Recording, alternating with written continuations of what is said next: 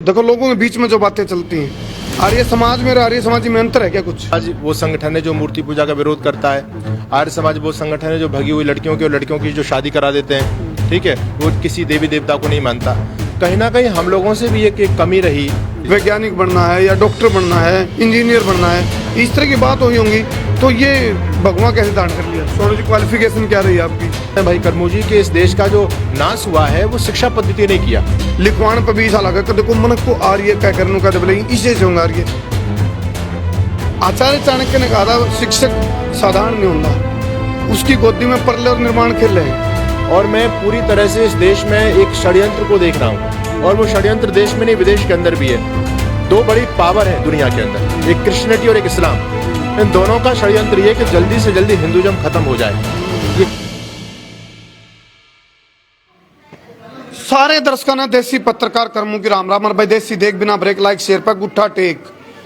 पढ़ाई तो बिरन के सोच के करे मानस, जो जवान है नौजवान हो पढ़ाई करे, इंजीनियर बनना है, डॉक्टर बनना है, वैज्ञानिक बनना है। और जो एक युवक हरी सिंह उसने भी पढ़ाई करी और छोटी मोटी नहीं, 3 आचार्य की पढ़ाई करी, 3 बार आचार्य की वो क्वालिफाइड हो इसका। उसके बाद हरी सिंह नाम का युवक ने के कर दिया और के बन गया, घर बार भी छोड़ दिया। तो इसा के को राम अच्छा जिंदगी में इसे के मतलब उठा पतल हुई, जिसकी वजह से हरी सिंह ने घर भी छोड़ दिया। तो फिलहाल वही हरी सिंह बाद में हरि प्रकाश बनया और आज स्वामी सच्चिदानंद जी हैं।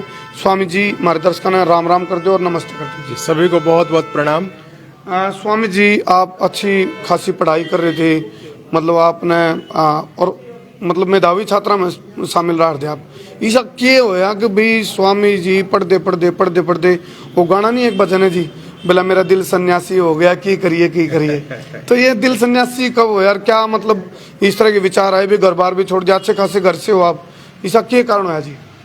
सबसे पहले मैं आप सभी का इस चैनल पर आने के लिए भाई कर्मू जी का धन्यवाद करता हूं। और ये बहुत बड़ा चैनल है, और जिस प्रकार से भाई कर्मू जी इस समाज में क्रांति लाने का काम कर रहे हैं, तो मैं आपकी पूरी टीम को और आपको विशेष धन्यवाद देना चाहता हूं। और बाकी जो आपने प्रश्न पूछा भाई कर्मू जी, मैंने देखा बचपन से मैं अपने अध्ययन में लगा रहा। हमारे यहाँ कुछ सामाजिक कार्यक्रम हुआ करते थे, तो मेरे मन में आया कि आज हमारा जो समाज किस दिशा में जा रहा है।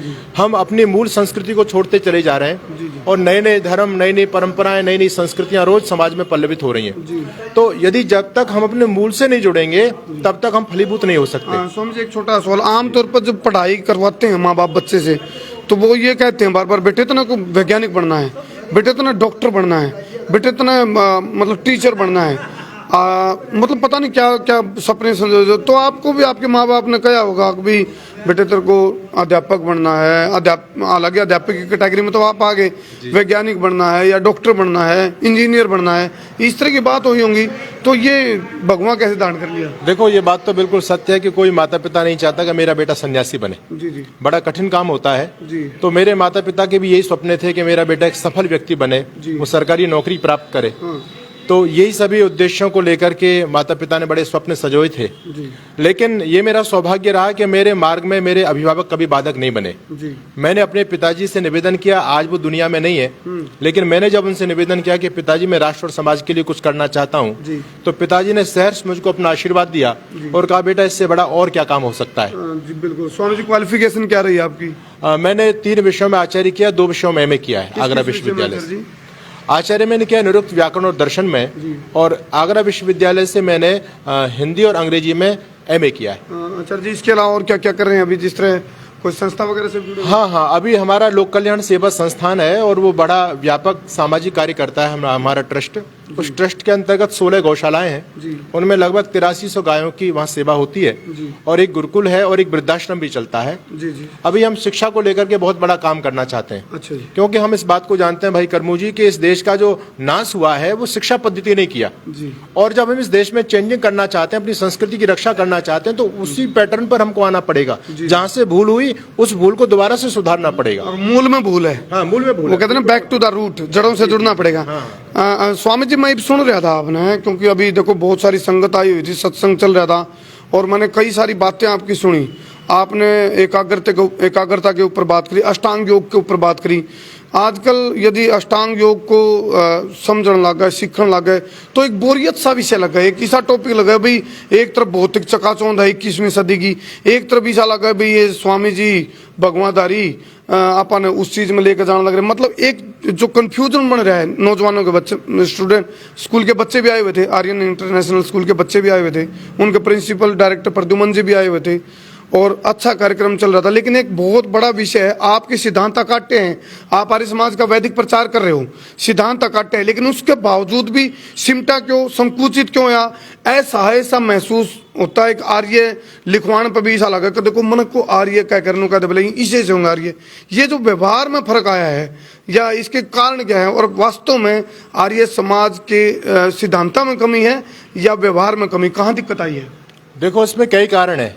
ये जो मुद्दा आप बड़ा ज्वलंत है, आपने जो आज उठाया है, कहीं ना कहीं समाज में हम लोगों के प्रति, विशेष करके आर्य समाज के प्रति, आप इस बात को बहुत अच्छी तरह से जानते हैं कि समाज में जिस व्यक्ति का कोई तोड़ नहीं होता, जिसका कोई मुकाबला नहीं होता, तो जब समाज उसको पूरी तरह से हार जाता है उसके सामने, तो लोग उसके बारे में दुष्प्रचार शुरू करते हैं, उसकी बदनामी करते हैं। यही विडंबना आर्य समाज के साथ में रही।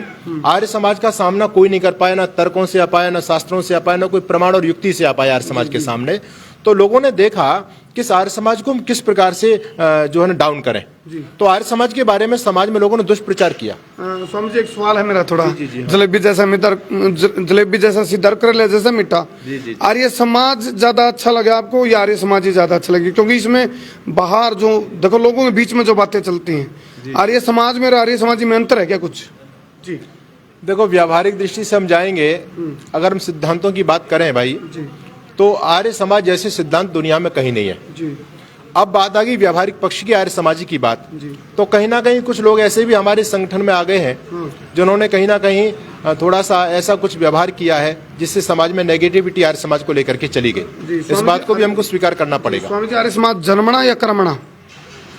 आर्य समाजी तो वैसे कर्म से ही होता है, क्योंकि हम लोगों का भी जो जन्म हुआ वो आर्य परिवार नहीं था कोई, और इतने सारे लोग है तो डिग्री, बिल्कुल क्वालिफिकेशन। हाँ, आर्य यानी श्रेष्ठ, जिस व्यक्ति का आचरण अच्छा है, जिसका व्यवहार अच्छा है, वो आर्य है। अच्छा, आप लोग ये कहते हो स्वामी जी भाई सारी चीजें हमारे ही आर्य समाज से छोटी छोटी चीजें निकाल के बहुत बड़े बड़े संप्रदाय खड़े हो गए, तो वो आगे निकल के एक ओर में लगता है भाई बड़ा साम्राज्य है, बड़ी संगत है, बड़ा प्रचार है, और ऐसा लगता है आर्य समाज के प्रोग्राम जो हैं उनमें संख्या कम दिखती है, और जो आर्य समाज की छोटी छोटी बातें लेके निकाल के उन पे बहुत बड़ी बड़ी संख्या है। मतलब बड़े बड़े पंडाल हैं, पैर रखने तक के लिए जगह नहीं है, ट्रांसपोर्टेशन की दिक्कत आ जाती है, मतलब इतना ट्रैफिक हो जाते हैं। ट्रैफिक यहाँ देख रहा था, यहाँ 250-300 आदमी थे, तो ये क्या कारण है? देखो कर्मू भाई, यदि माल हमारे पास कितना भी अच्छा हो और यदि हमारे पास पैकिंग करने का तरीका नहीं है, तो आपका देशी माल धरा रह जाएगा। और लोकल माल है, यदि पैकिंग करने का तरीका बहुत अच्छा है, तो वो धड़ल्ले से माल बिक जाएगा। गोबर को भी बेचना हो तो घी लीप के बेच सकते हैं। हाँ, बेच रहे हैं लोग। अच्छा आजकल यही हो रहा है, धर्म को लोगों का अपना अंदर माल भरा हुआ और धर्म की पैकिंग करके बहुत अच्छे भावों में लोग बेच रहे हैं। तो कीर्तन हुए, सीखा यहाँ से, जाना यहाँ से, बोलना यहाँ से सीखा, वाक चातुर्य यहाँ से सीखा है, और फिर प्रयोग करें कहीं और जाके। नहीं, बिल्कुल आपकी बात सही है, ज्यादातर लोगों ने यही किया है, सिद्धांत सारे हमारे लिए हैं। और आपने एक बहुत बड़ी बात कही कि एक एक पॉइंट को लेकर के लोग जो है ना पंसारी बन गए। कहते हैं ना कि हल्दी की एक गांठ लेकर के लोग पंसारी बन गए, ये बात बिल्कुल यथार्थ है। वैदिक सिद्धांतों लेकर के सारे समाज के मंच पर लोग आए और यहाँ से एक एक पॉइंट को लेकर के लोगों ने अपने अपने संप्रदाय खड़े कर दिए, अपने मत खड़े कर दिए, साम्राज्य खड़े कर दिए। इसमें कोई शक वाली बात नहीं है। तो हमको ये सोचना चाहिए, आज वर्तमान समय में हमको यदि काम करना चाहते हैं बड़े स्तर पर, तो इसमें ऐसी बात नहीं है। आज का नौजवान भी सत्य को जानना चाहता है, लोगों में जागृति आ रही है, बशर्ते हमको तरीका ठीक आना चाहिए। हम पैकिंग नहीं कर पा रहे। आप देखिए, जो पौराणिक लोग होते हैं, उनके बड़े बड़े सत्संग होते हैं, उनके मंच सजाए जाते हैं, कितनी डेकोरेशन होती है, किस प्रकार से उनका सम्मान किया जाता है। एक इस प्रकार का डेकोरेशन वो लोग करते हैं कि सामान्य व्यक्ति यदि वहां से गुजर रहा है तो उसकी भी इच्छा होती है एक बार मैं जाके देखूं क्या हो रहा है। हमारे यहाँ सारी चीज नहीं है। मतलब परात के अंदर देसी घी डाल के चल रहे हैं। हाँ। पैकिंग नहीं की उसकी। हाँ। परात में लेके चल रहे हैं, मक्खी भी घुस रही है, उसमें धूल मिट्टी भी आ रही है। जी। उसकी परात खुली पड़ी ना, ऊपर से घी तो है उसमें, लेकिन गंदगी भी आ रही है, वो ध्यान नहीं दे पाए, पैकिंग हुई नहीं। अच्छा स्वामी जी, एक चीज और पूछना चाह रहा हूँ। अब देखो, हमने समस्या के ऊपर बात करी, सोल्यूशन क्या है? आचार्य चाणक्य ने कहा था शिक्षक साधारण नहीं होता, उसकी गोदी में परले और निर्माण खेल रहे हैं। अब आप एक शिक्षक की भूमिका में भी हैं, तो अब आपसे मैं पूछ रहा हूँ, हमने समस्याओं पे बात करी, सॉल्यूशन क्या है? क्या आर्य समाज जिस देश का सबसे पहला नाम आर्यवर्त था, क्या वो बन सके? आज भी ऐसा लगता है आपको?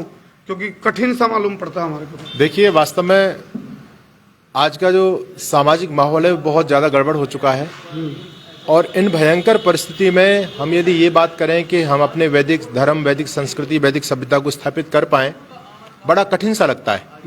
लेकिन ये पक्की बात है कि एक ना एक दिन लोगों को उस रास्ते पर लौटना पड़ेगा। इस बात का हमको पूरा यकीन है, पूरा विश्वास है। और इस देश का, संस्कृति का भला वैदिक सिद्धांतों पर आने के बाद ही होगा। तो हम लोगों के पास जो सॉल्यूशन है इस संस्कृति को बचाने का, उसको लेकर के हम काम कर रहे हैं। मैंने अभी आपके बीच में आपके चैनल के माध्यम से बोला कि हमको ये देखना पड़ेगा, यदि पेड़ में रोग लगा हुआ है तो हमको ये देखना पड़ेगा रोग कहाँ से प्रारंभ हुआ, रोग कहाँ से प्रारंभ हुआ। अगर हमको रोग के बारे में पता चल गया तो उसका सॉल्यूशन, उसका समाधान भी हम कर पाएंगे। तो इस संस्कृति को, जरूरी है। हाँ, इस संस्कृति को, हमारे धर्म को, सनातन धर्म को नष्ट करने का षड्यंत्र कहाँ से लोगों ने शुरू किया? विदेशी विधर्मी लोगों ने आकर के हमारी संस्कृति को खत्म किया, हमारी शिक्षा पद्धति को खत्म किया, हमारे गुरुकुल सिस्टम को पूरी तरह से खत्म कर दिया। तो आज भी हम दोबारा से उन्हीं सारी चीजों को स्थापित करना चाहते हैं। तो जहां से उन्होंने बिगाड़ शुरू किया, हमको सुधार भी वहीं से लाना पड़ेगा। अच्छा स्वामी जी, एक चीज एक दार्शनिक ने कही थी, बोला एक उंगली हम दूसरे की तरफ करते हैं ना, तीन खुद की तरफ भी होती है। तीन कमियां अपनी पहले सुधारो, फिर अगले को बोलो। ऐसा लगता है नहीं आपको कभी कभी कि जैसे हम धार्मिक बनने की बजाय धर्म के बने, शास्त्री बनने की बजाय शास्त्र के बने, धर्म के बन के रह गए, शास्त्र के बन के रह गए, शास्त्री नहीं बने, धार्मिक नहीं बने, व्यवहारिक नहीं बने, किताबों में ज्ञान सड़ता रहा, रट्टे लगाते रहे, मंत्रोच्चारण करते रहे, और तोता रट होगी, बोला शिकारी आएगा, जाल बिछाएगा, दाना डालेगा, फंसना मत, कहते भी गए, फंसते भी गए। जिस चीज का सबसे ज्यादा विरोध महर्षि दयानंद सरस्वती ने किया था, भाई आपने आंख के अंदर गांठ के पूरे नहीं बनना है और आपने अंधविश्वासी नहीं बनना है।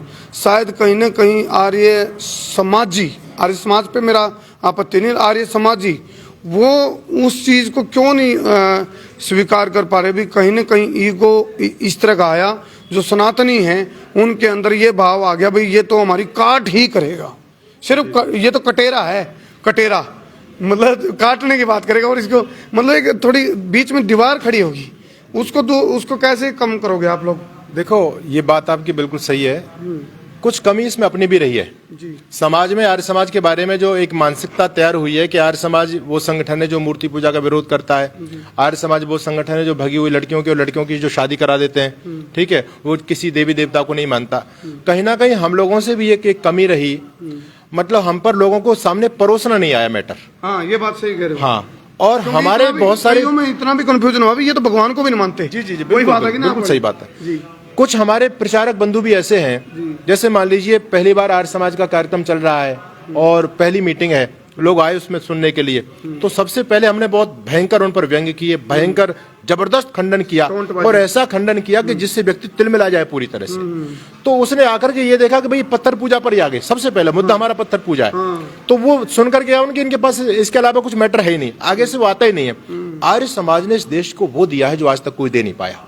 कितने सारे हमारे, आप हैदराबाद सत्याग्रह को ले सकते हैं, देश की आजादी को ले सकते हैं, किसी भी मुद्दे को ले सकते हैं। अरे पहले लोगों को अपना बनाओ तो सही, उनको पता तो चले कि आर्य समाज की भावना क्या है, आर्य समाज करना क्या क्या चाहता है, आर्य समाज ने किया क्या है। तो इन सारी चीजों को हम चर्चा बाद में करते हैं, सबसे पहले उन्हीं मुद्दों को हम उठाते हैं जिन पर हम लोगों की और पौराणिक सनातनी बंधुओं की थोड़ी तनातनी होती है, उन्हीं मुद्दों को सबसे पहले उठाते हैं। मतलब साक्षी कह रही आंख में उंगली मार दी, ऐसी कड़वी सच्चाई बोलते हैं, आंख में उंगली लगती है सामने के, तो फिर वो दूरी बना लेता है। जी जी जी, उसमें थोड़ा सा तरीके से काम करना पड़ेगा। मैं ये नहीं कहता कि हमको असत्य का खंडन नहीं करना है, लेकिन एक सलीके से करना पड़ेगा। ऋषि दयानंद ने भी 4 समोल्लास में बाधिके में खंडन लिया है। पहले ऋषि मंडन करते चले गए, 10वें समोल्लास तक आप लोग देखते हैं, कभी मुक्ति विषय को लिया, संतानों की शिक्षा को लिया, ईश्वर के विषय को लिया है, मोक्ष को लिया है। उसके बाद में फिर 11वें समोल्लास से ऋषि ने खंडन शुरू किया, 11वें में किया, 12वें में किया, 13वें में किया, 14वें में किया। तो हमको करना है, ये मुख्य हमारा वो है। और दूसरी बात, मैं आपके चैनल के माध्यम से ये भी लोगों को जागरूक करना चाहता हूं कि हम देश की परिस्थिति को समझें।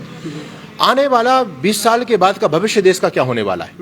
इस देश में कहीं सर तन से चुदा के नारे लग रहे हैं, इस देश में कहीं जो है ना दारुल इस्लाम बनाने की योजना चली इस देश को, है ना, और इस देश को फिर भिन्न भिन्न हिस्सों में बांटने की राष्ट्र को षड्यंत्र पूरी तरह से चल रहे हैं।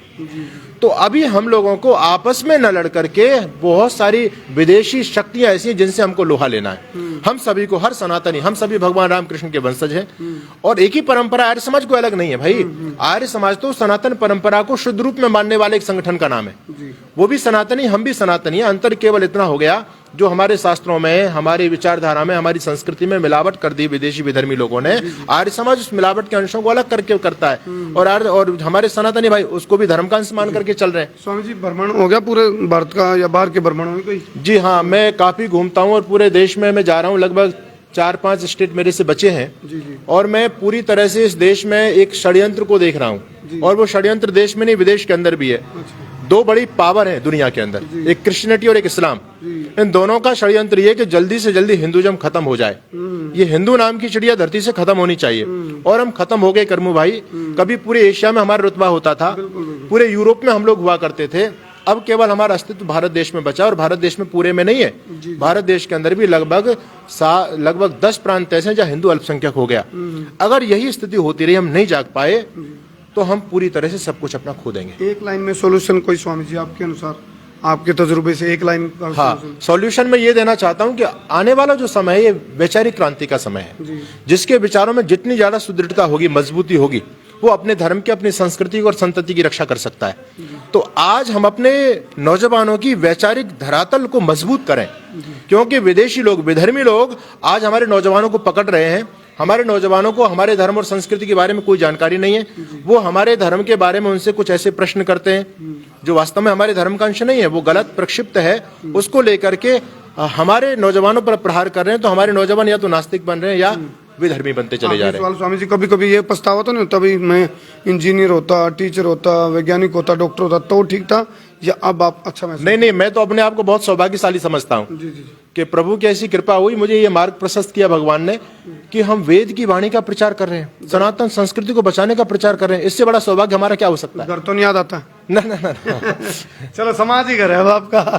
चलो, बहुत बहुत धन्यवाद। मैं हूँ थारा देसी पत्रकार करमू। जय हिंद, जय हरियाणा, जय जवान, जय किसान।